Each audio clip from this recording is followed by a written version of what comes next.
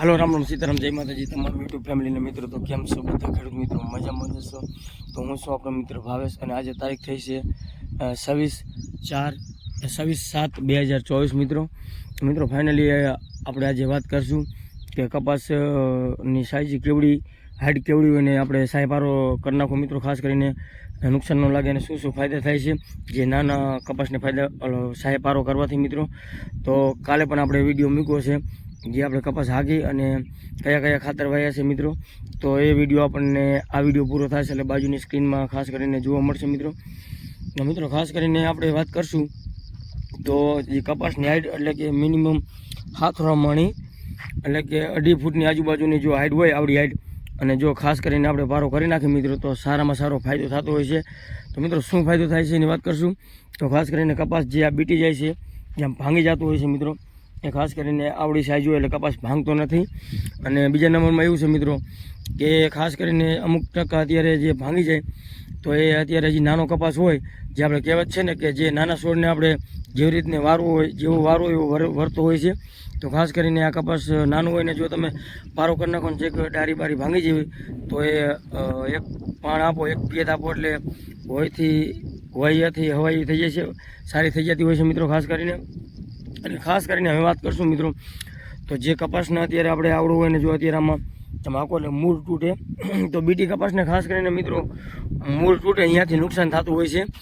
તો જે કપાસ આ 45 દિવસનો કમ્પ્લીટ થયો છે તો 45 થી 50 દિવસની આજુબાજુ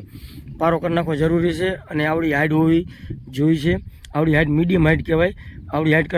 હોય અને પારો કરી નાખો એટલે નુકસાન ઓછું લાગે છે તો જો 2 મહિના પછી તમે પારો કરો મિત્રો આ તો આપણે 45 દિવસનો થયો છે કમ્પ્લીટ તો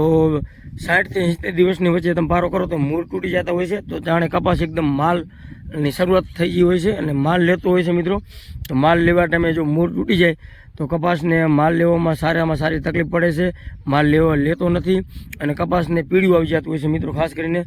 પીળું આવી જાય એટલે કપાસનું ઉત્પાદન ઘટતું હોય છે મિત્રો તો ખાસ કરીને અત્યારે પાડો બાંધવાનું કારણ એ મિત્રો કે અત્યારે એની જવાની છે કપાસની ઉંમર ઓછી છે જવાની હોવાથી જે મૂળ તૂટી જતા હોય છે એ મૂળ કમ્પ્લીટ થઈ જતા હોય છે અને કમ્પ્લીટ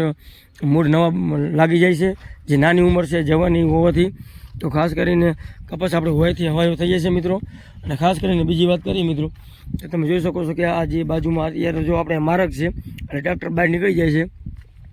બાકી સામે સાઈઝ વંડી છે એટલે કપાસ અહીંયા વધારે ભાંગતો હોય છે ખાસ કરીને તો મિત્રો આ રીતનો કપા ભાંગી જાય તો નાનો કપા હોય ને જો તમે પારો કરી નાખીને પછી પિયત આપી દો તો એ પણ કપા કમ્પ્લીટ